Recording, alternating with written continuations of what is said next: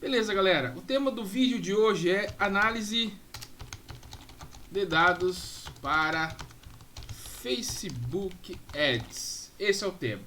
Na verdade, esse vídeo aqui, ou essa análise, nós vamos dividir em algumas partes. Essa aqui é a primeira parte.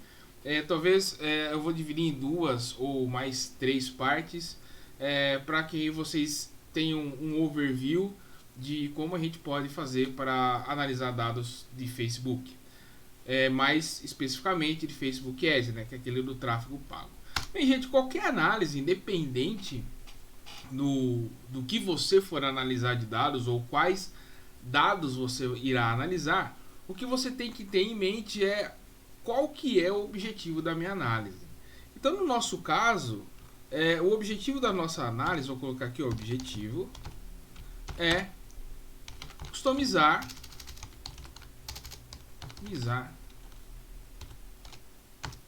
campanhas para aumento de receita.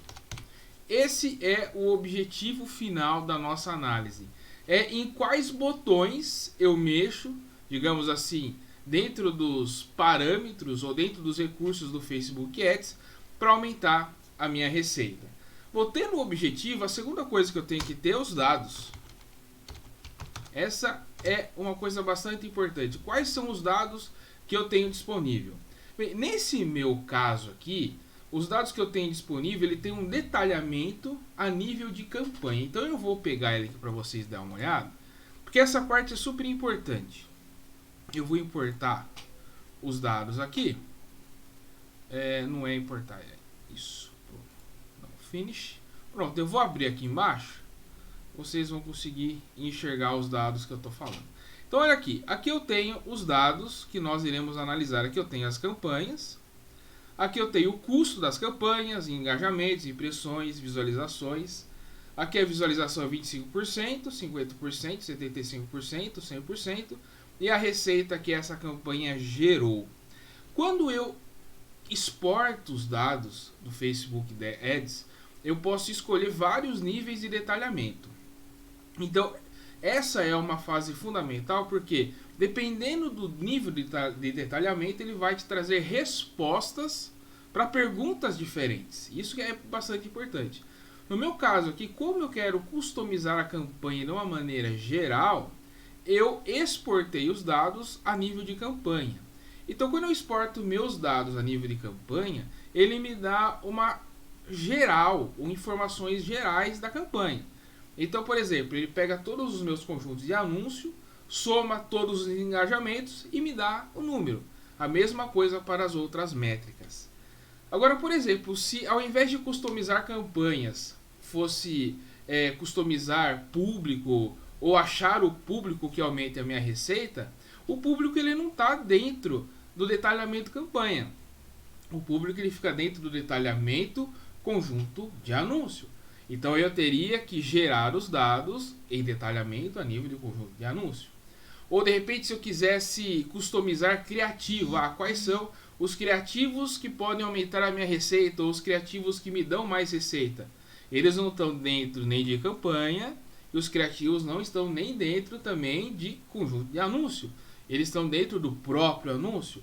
Então eu teria que gerar dados a nível de anúncio. Ou se eu quisesse ver acompanhamento de custo diário, eu teria que exportar os meus dados a nível de dia, né? Dia após dia.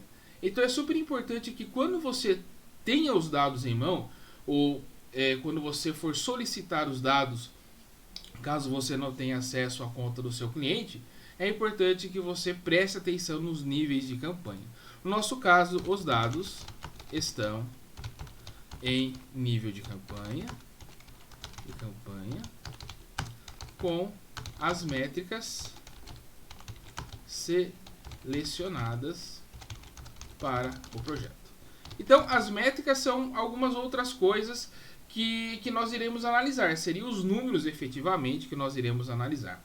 Então, no meu caso aqui, eu peguei o custo, engajamento, impressões, visualizações. Né? Eu já falei as visualizações de 25, 50 e tal. Eu poderia colocar aqui também uma coisa que não tem, quantidade de comentários, quantidade de reações também seria alguma outra coisa importante. Mas para esse projeto em si, eu selecionei ou eu pedi para selecionar apenas estas métricas, ok? E através dela que nós iremos começar a brincar. Bom, uma outra coisa que é bastante importante a gente pensar antes de começar a analisar dados, antes de a gente começar a partir para comandos, é importante que você também tenha a ferramenta ou ferramental necessário. Né? Esse ferramental, quando eu falo em ferramental, ele tem que ser um ferramental técnico, é software, certo? Software. Então, dependendo do nível técnico que você tiver, às vezes o software que você tem não acompanha, às vezes você sabe mais do que o próprio software, às vezes você tem recursos que você conhece, que você sabe, mas o seu software não tem, e isso é ruim. Então, por exemplo, quando você vai analisar dados no Excel, ele tem um conjunto de ferramentas, quando você vai analisar em outros softwares, ele tem outros conjuntos de ferramentas. No meu caso aqui, eu utilizo o MATLAB. O MATLAB, para mim, ele é um software extremamente completo. Tem tudo que eu preciso, tudo que vocês imaginam de matemática, de machine learning, de análise, estatística. Ele é muito completo. Ele é muito completo, muito coeso, os comandos se falam, sabe? Eu não tenho que ficar procurando pacote daqui, procurando pacote de lá. Além de ter um suporte brutal, um suporte muito bom, tanto da equipe da OpenCAD, que é a representante da MATLAB aqui no Brasil, quanto da própria MathWorks, que é a desenvolvedora da MATLAB. Então tudo isso daí me encantou. Eu usava R, usava Python, como talvez a maioria de vocês, mas com o MATLAB eu consegui muito mais longe mesmo.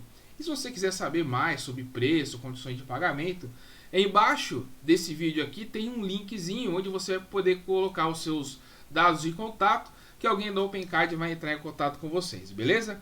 Então vamos continuar aqui. Nesse nosso caso aqui eu escolhi o MATLAB como o nosso software. Muito bem. Partindo do ferramental, a gente pode começar efetivamente com a parte da análise. Eu vou fechar aqui os dados. O que acontece, gente? Se você pegar nos livros de análise de dados ou dos manuais de análise de dados, vocês vão ver que a primeira coisa que eles mostram ou que eles ensinam seria a questão dos dados em si.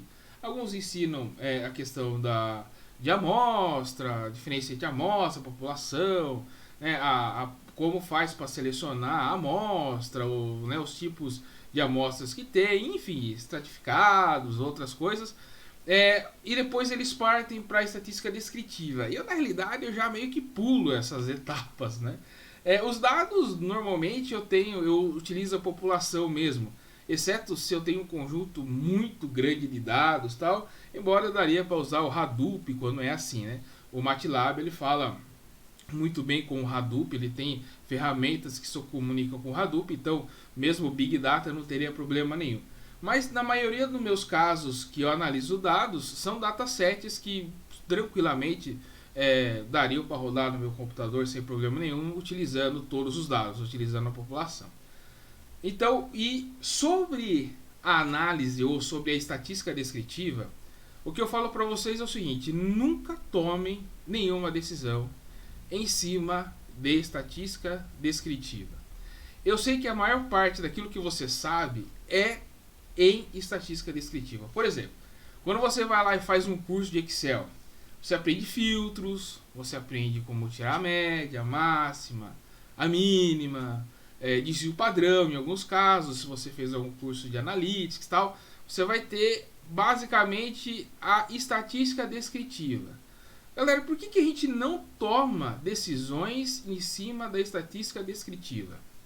Bem, basicamente, você tem que imaginar que é como se fosse um relacionamento entre você e o seu cônjuge. Quando você conheceu o seu cônjuge, talvez numa festa, talvez num conjunto de amigos ou num grupo de amigos, você olhou para aquela pessoa e você começou a descrever aquela pessoa, mas você já não tomou a decisão, não, eu vou casar com ela, não. Você foi lá, conheceu mais, conheceu a família, conheceu os amigos, os gostos, o trabalho e assim por diante. E aí você começou a imaginar como seria a sua vida com essa pessoa. Pô, gostei do cenário, bacana, uma pessoa legal, bom, vou casar com ela.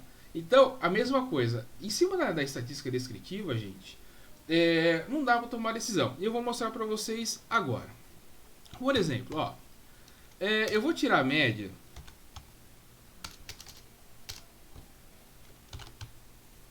Eu vou tirar a média do custo. Por exemplo, eu falo assim, será que se aumentar o meu investimento, será que aumenta a minha receita também? Percebe que esse dado eu não vou tirar da estatística descritiva, concorda? Então, ó, se eu pegar a média de custo, a minha média de custo é de 3.364. Né? Então, muito bem. A minha média de receita, por exemplo. Vou lá, vou tirar a minha média de receita. Minha média de receita. Vou lá, dados Facebook tal, receita. Tá aqui. E minha média de receita é 16 mil. Bom, se eu imaginar que existe relação, quer dizer que se eu pegar e aumentar, por exemplo, eu vou pegar os meus investimentos. Em vez de investir 3, eu vou investir 6. Será que isso me garante que eu vou ter 32 mil reais de receita? Não dá para garantir. Principalmente porque eu não sei se existe relação entre essas variáveis. Então eu não começo, gente, a minha análise através de estatística descritiva. E muito menos eu tomo decisões em cima de estatística descritiva. Eu faço isso depois. Eu pego a minha estatística descritiva, eu vou usar mais tarde. Mas eu no começo, para falar a verdade, eu atravesso algumas coisas assim e eu já parto para a ideia de relacionamento. Ou seja, ou alguma coisa que as pessoas chamam, né, ou como é chamado na estatística, de inferência. Eu já entro já dentro da inferência. E normalmente a gente não aprende isso na escola, né? A gente não aprende isso nos cursos tal. Normalmente a gente acaba aprendendo isso na internet, num curso um pouco mais avançado, talvez numa pós-graduação, ou até mestrado, doutorado, assim por diante. Então a gente não aprende muito isso no secular, assim, né? Naquela escolaridade que todo mundo tem. Então, a correlação é a que responde os dados. Pô, será que o meu custo ele tem a ver com a minha receita? Ou, no meu caso, será que o meu investimento ele tem a ver com a minha receita? Eu tenho outras métricas também. Pô, será que meu investimento ele tem a ver com a minha visualização de 25%? Então, eu preciso responder essas perguntas, porque se eu quero customizar minhas campanhas para aumentar a receita, eu tenho que saber o que aumenta a minha receita. Eu tenho que ir lá e investigar quais das métricas que eu tenho ali, ou do conjunto de métricas que eu tenho, que vai impactar positivamente na minha receita. Senão não adianta nada eu ficar chutando. Vamos colocar mais 3 mil aí e vamos ver o que acontece. Não é assim que funciona. Então, para a gente saber o relacionamento entre as métricas, ou no termo mais técnico, no relacionamento entre as variáveis, eu dou o seguinte comando. Existe esse gráfico aqui, ó. Esse gráfico aqui ele é muito bom. Eu gosto demais. É o Core Plot. E aqui eu vou escolher as variáveis. Eu vou abrir aqui e eu vou escolher as seguintes variáveis aqui, ó. Eu quero saber essas variáveis. Campanha não tem sentido, né? Porque não é número, então o número da campanha talvez tanto faz. Então eu vou pegar aqui, ó, dados do Facebook Ads. Eu vou pegar as linhas todas, né? Quando eu coloco 2 pontos aqui, eu pego todas as linhas. Fantástico filtro. Da segunda coluna até o final, né? Então ele vai pegar e vai achar o relacionamento da coluna de custo até receita. E aí depois eu posso escolher o tipo, né? Existem vários tipos de métricas. No caso aqui eu vou escolher a métrica de Pearson. Pearson, né? Ou é bem conhecido como o coeficiente de correlação de Pearson, ok? Então eu vou dar um Enter aqui e ele vai me mostrar um gráfico. Eu vou fechar para a gente poder enxergar esse gráfico melhor, ok? Ele é um gráfico até pesado, digamos assim, mas ele nos dá informações valiosíssimas para onde começar a nossa investigação, ok? Muito bem, ele já achou e vamos dar uma olhada nesse gráfico aqui. Galera, esse gráfico aqui, ele é muito bom. Ele é muito bom mesmo. O que eu estou procurando neste gráfico? Eu estou procurando números acima de 0,80, 0,75 em alguns casos. Mas 0,80, 0,90 são indicadores de bons relacionamentos. Então, por exemplo, ó, o meu custo, esse cara aqui, tá vendo? Ele está mostrando o relacionamento dele com ele mesmo. Nesse caso aqui, ele mostra um gráfico de distribuição. Aqui, por exemplo, o engajamento, está vendo? Ó, ele mostra para mim um gráfico, que é essa linha rosa aqui, e esses pontinhos aqui são os números de engajamento. Percebe que praticamente eles estão em cima, né? Ó. Exceto esses dois aqui estão bem lá em cima, tal, mas esses caras aqui estão bem amontoados aqui em cima da linha, ó. Esses caras também, esses outros também. Quando eles estão todos em cima dessa linhazinha rosa, quer dizer que existe uma forte correlação entre essas variáveis. No meu caso aqui, ó, tô vendo a variável custo, tá vendo? A minha variável custo com engajamento. Pô, existe relacionamento. É um relacionamento positivo. Se fosse um relacionamento negativo, aqui estaria um número negativo, né? Menos 0,88. Ou seja, quanto maior o custo, menos o engajamento, né? Seria inversamente proporcional, digamos assim, né? Seria inverso. Muito bem. Aqui também, ó, entre o custo e a minha impressão também. Ou seja, se o meu objetivo final fosse, pô, eu quero aumentar o engajamento, é simples. Eu vou lá e invisto mais dinheiro. Eu aumento o meu custo, aumento o meu investimento e certamente o meu engajamento vai aumentar também. E aqui eu tenho outros, né? Impressão também e tal. Essa visualização aqui, essa aqui já é aquelas visualizações de 25%, 50%, 75% e 100%. Tá vendo? Aqui já diminuiu já, ó. Ou seja, eu posso enfiar essas métricas, elas são responsáveis para retenção. Quando eu tenho, por exemplo, uma campanha de view vídeos, essa retenção, a retenção de quanto estão assistindo nos meus vídeos, eu enxergo através destas métricas. Então, no meu caso aqui, ó, não tem nada a ver, porque a visualização é de gosto, né? É de conteúdo. Pô, se de repente eu mostrei um conteúdo bom, o conteúdo pode ser ótimo, mas uma pessoa que não se interessa por aquele conteúdo, ela vai começar a assistir, que é essa métrica aqui, tá vendo? Ó, essa métrica de visualização é aquela de 3 segundos. O cara assistiu 3 segundos, eu acho que é 3 segundos ou 10 segundos, alguma coisa assim, mas ele assiste muito pouquinho do vídeo e já sai. Então, mas ele conta como visualização. A métrica computa isso como, agrega isso como visualização.